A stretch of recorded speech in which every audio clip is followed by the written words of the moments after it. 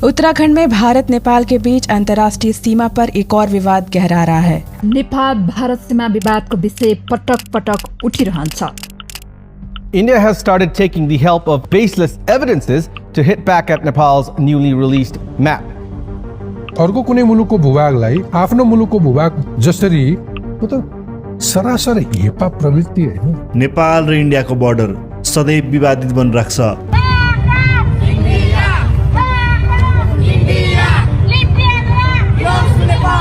कालापानीको area र चुच्चे नक्सा घटना त हामीलाई याद नै छ। यो बाहेक नवलपरासीको सुस्तामा पनि ठुलो विवाद छ। तर मलाई यस्तो विवादहरू कतिवटा छ र कहाँ छ भनेर जान्न इच्छा भयो र हामीले केही महिना अगाडिबाट हरेक प्रदेश र हरेक जिल्लाको बारेमा रिसर्च गर्न थाल्यौं र कतिवटा ठाउँमा विवाद छ भनेर थाहा पाउँदा हामी आफै शक भयौं। नेपाल र इन्डियाको बीचमा 1700 किलोमिटर लामो बर्डर छ। 77 जिल्लामध्ये 26 वटा जिल्लाले इन्डियालाई छुन्छ र यी 26 वटा मध्ये 21 वटा जिल्लामा बर्डर डिस्प्युट चलिरहेको छ। इन टोटल हामीले 54 वटा ठाउँ पत्ता लगायौं, तर यो बाहेक यो नम्बर 70 भन्दा माथि पनि हुन सक्छ र यो भिडियोमा हामी यी सबै ठाउँको बारेमा कुरा गर्नेछौँ। पश्चिममा कालापानीबाट सुरु गरेर पुरै नेपाल एक राउन्ड घुमाएर ताप्लेजुङसम्म धेरैवटा नाम छ, घटना छ, ड्यामहरू छ, खोलाको नाम छ। त्यसैले धेरैको निम्ति यो भिडियो बोरिङ हुन सक्छ, तर हामीले अहिलेसम्म बनाएको सबैभन्दा इम्पोर्टेन्ट भिडियो हो। आउनुस् सुरु गरौँ।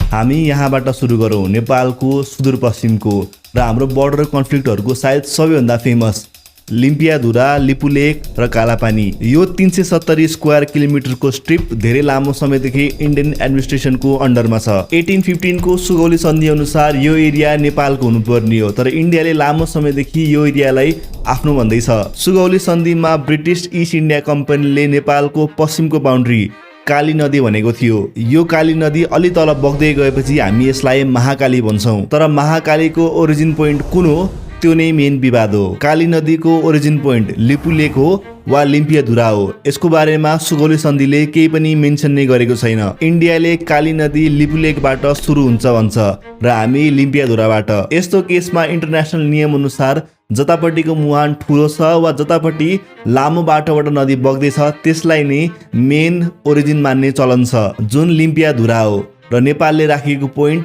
एकदम सही छ। अर्को, नेपालले यो एरियालाई कहिले पनि राम्रोसँग हेर्दै हेरेन। 1960s मा इन्डिया र चाइना बीच लडाई भयो र इन्डियालाई यो एरिया स्ट्राटेजिकली एकदमै इम्पोर्टेन्ट थियो। चाइना, इन्डिया र नेपालको जङ्सन पोइन्ट हो यो। इन्डियालाई त्यहाँ मिलिट्री पोस्ट राख्नु थियो र इन्डियन प्राइम मिनिस्टर नेहरूले राजा महेन्द्रलाई पर्मिसन मागेका थिए। रिटर्नमा नदिए पनि राजा महेन्द्रले यसको बारेमा कुनै पनि आपत्ति जनाएका थिएनन्। इन्डिया र चाइनाको लडाई सकिएपछि यो विषयमा कुरा हुनुपर्ने थियो, तर यसको बारेमा कहिले पनि कुरा हुँदै भएन र इन्डियन आर्मी यहाँबाट कहिले पनि पछाडि नै गएन। यो लडाई भन्दा धेरै अगाडिदेखि नै इन्डियन आर्मी त्यो एरियामा थियो भन्ने पनि धेरैजना हुनुहुन्छ। 1970s मा दार्चुलाको सांसद र मन्त्री बहादुर सिंह एटवालले यसको बारेमा पहिलोचोटि कुरा उठाए। पछि बीचमा यसको बारेमा टन्नै कुरा पनि भयो, तर निष्कर्षमा केही पनि आएन। 1991 मा नेपालले फर्मल्ली यसको बारेमा प्रश्न उठायो र यसलाई सल्भ गर्नको निम्ति एउटा जोइन्ट टेक्निकल कमिटी पनि बनाइएको थियो, तर यो कमिटीले पनि खासै केही पनि गर्न सकेन। 2019 मा इन्डियाले त्यहाँ एउटा रोड बनायो र त्यसपछि आफ्नो नयाँ नक्सा पनि निकाल्यो, जसमा यो भाग इन्डियाको अन्डरमा थियो। यसको जवाफमा नेपालले पनि आफ्नो नयाँ नक्सा निकाल्यो र यो एरियालाई आफ्नो नक्सामा राख्यो। हाम्रो कतिवटा भिडियोमा हामीले पुरानो नक्सा युज गर्यौं, नयाँ नक्सा युज गर्नुपर्छ भनेर पनि धेरैवटा कमेन्टहरू आउँछ। हामी एनिमेसन गर्न जुन सफ्टवेयर र प्लगइन चलाउँछौँ त्यो प्लगइनले यो एरियालाई नेपालको भनेर देखाउँदैन। म यो किन भन्दैछु भन्दा हामीले नयाँ नक्सा छाप्ने बाहेक अरू कोही खासै ठोस कदम चालेकै छैनौँ। हामी यहाँभित्र चाहिँ यो एरिया हाम्रो हो, नयाँ नक्सा हो भनेर कराइरहेका हुन्छौँ, तर इन्टरनेसनल कम्युनिटीमा र यसको बारेमा ठुलो डिस्कसन डायलग भएकै छैन र हामीले चुच्चे नक्सा र नयाँ नक्सा भनेर यसको समाधान हुनेवाला छैन। अब लिम्पियाधुरा, लिपुलेक र कालापानीको विषय ओझ्याल पर्न वा सेलाउन दिइने छैन, यसको निष्कर्ष निकालिन्छ। यो हाम्रो भूभाग, हामी फिर्ता लिएर सक्छौँ। ओके, अब नेक्स्ट बर्डर कन्फ्लिक्ट, यसको अलि तल शारदा र टनकपुर। यही लिम्पियाधुरा विवादको काली नदी दक्षिण भेगमा पुगेपछि शारदा नदी बन्छ। यो नदीमा बनाइएको शारदा ड्यामले 36 एकड जमिन मिचेको छ। 1905 अगाडि यो शारदा नदीले इन्डिया र नेपालको बााउन्ड्रीको काम गरेको थियो र यही साल ब्रिटिसहरूले यो नदीमा ड्याम बनाउने भनेर कल्पना गरे। तर ड्याम त खोलाको वारी र पारी दुवै साइडमा बनाउनु पर्ने हुन्छ र यसको निम्ति ब्रिटिसहरूलाई नेपालको भूभाग चाहियो। त्यसैले ब्रिटिस इन्डियाले नेपालको राणा सरकारलाई आफूले शारदा नदीको बदला चाँदनी र दोधारा दिने र त्यहाँ आफूलाई ड्याम बनाउन दिनु पर्यो भनेर चिठी लेख्यो। राणा सरकारलाई यसमा कुनै पनि आपत्ति भएन र नेपाल र इन्डियाले आफ्नो भूभाग साटासाट गरे र त्यहाँ शारदा ड्याम बन्यो र यसपछि त्यो नदीमा जे भए पनि नेपाल र इन्डिया बीच छलफल हुनुपर्ने भनेर भनियो। तर 1981 मा शारदा ड्यामको अलिमाथि कञ्चनपुरमै नेपाललाई नसोधी इन्डियाले टनकपुर ड्याम बनायो।